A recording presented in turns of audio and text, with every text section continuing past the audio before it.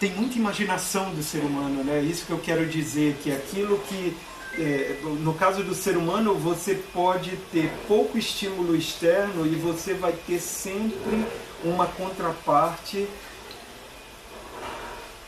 incomensurável, que tem a ver com os processos de imaginação, de fabulação, que isso a máquina nunca vai ter, né? A máquina vai precisar sempre quantitativamente de coisas para produzir alguma coisa razoável. A gente pode ter referências mais modestas e ainda assim produzir coisas absurdas. Eu acho isso muito interessante, assim, né? E as respostas que o ser humano pode dar, embora os estímulos sejam mais modestos, é sempre muito surpreendente. Bem, falei aqui, então, a contextualização é muito importante em termos temáticos. Aí eu vou chegando no final, tá bom? Vamos passar para o segundo item, que é a estruturação temática. Estruturação temática é muito... Desculpa, estruturação temática não. Estruturação composicional, que é o segundo elemento, é a dispositio. O que foi acontecendo progressivamente? O que foi acontecendo progressivamente com a prática de ensino da escrita, da redação? Você foi, como é que a gente fala? Você foi enrijecendo, né? Você foi as estruturas. Então, por exemplo, aquela ideia do início, meio e fim da redação do Enem e das redações do vestibular, ela é uma figura bastante ilustrativa disso que foi acontecendo com a prática de produção do texto de modo geral.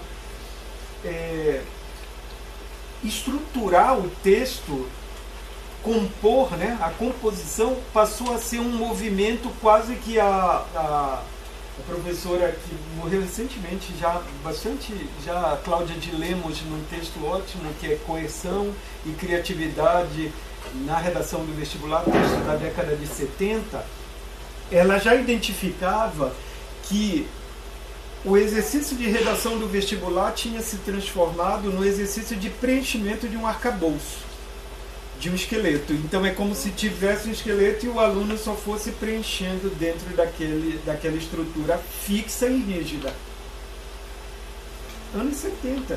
E veja, quando você diz assim, redação do vestibular, introdução 5 linhas, desenvolvimento, não sei o que, conclusão, tantas linhas, na verdade você tem uma estrutura, um esqueleto, um arcabouço que o aluno apenas preenche.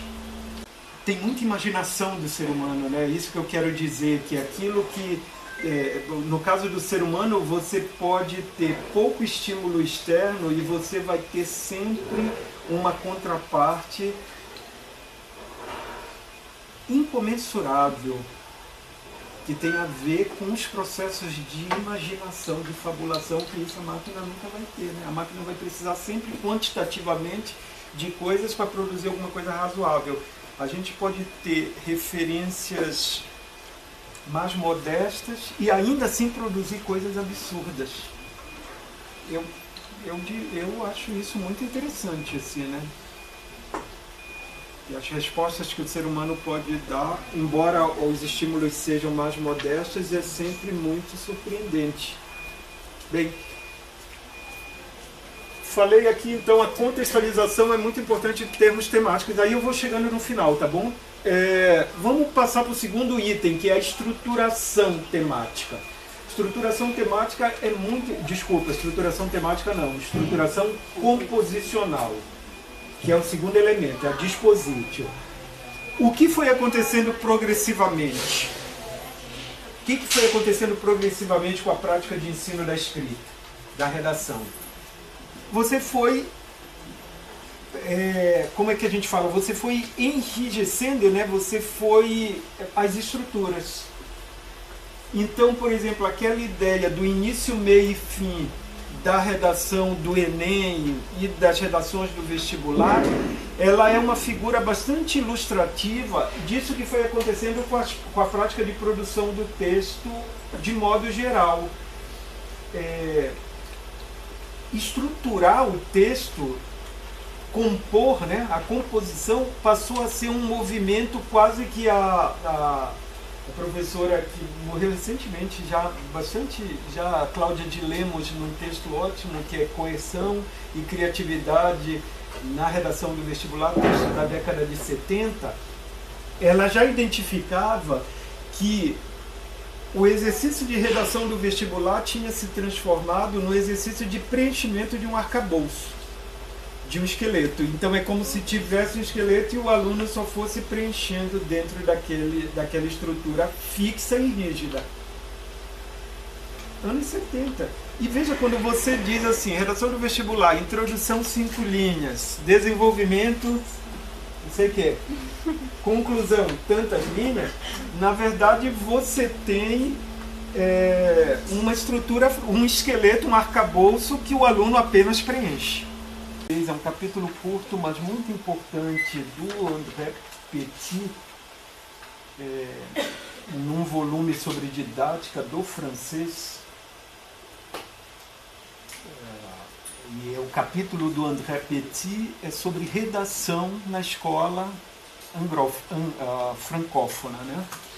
Ele fala, eu acho, do modo como se ensina a redação na França. É um texto interessante porque ele pega documentos, pega materiais e confronta. Mas o que eu acho importante no texto do André Petit é que ele fala que desde sempre na escola francesa, e eu diria na escola, para você ensinar a escrita, você precisa de 2 pré-requisitos. Você precisa ter uma coleção de ideias e uma coleção de recursos linguísticos. Eu acho que essa ideia dele é bastante importante. Você precisa de uma ideia de uma coleção de ideias e uma coleção de recursos, que são recursos linguísticos, né? São recursos gramaticais.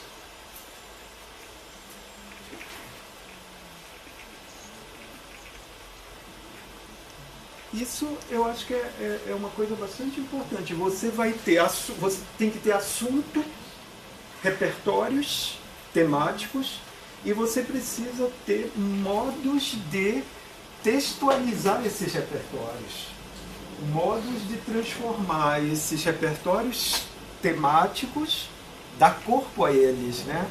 Modos de torná-los texto.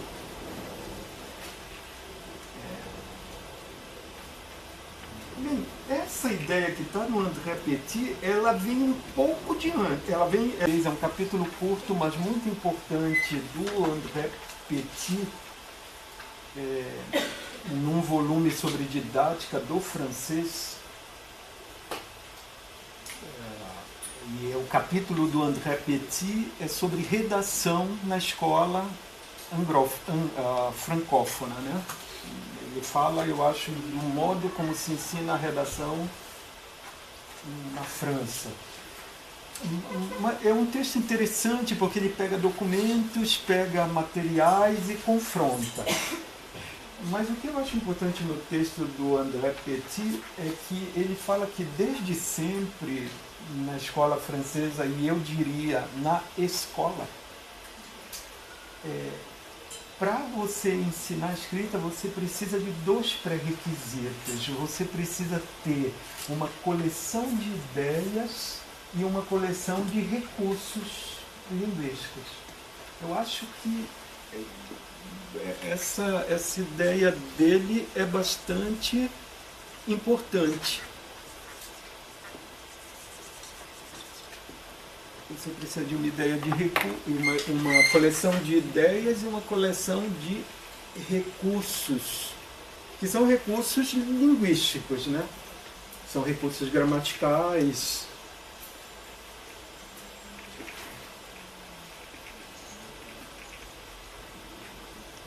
Isso eu acho que é uma coisa bastante importante. Você tem que ter assunto, repertórios temáticos, e você precisa ter modos de textualizar esses repertórios, modos de transformar esses repertórios temáticos, dar corpo a eles, né?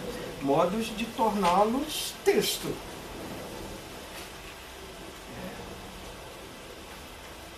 Bem, essa ideia que está no André Petit, ela vem um pouco de antes, ela vem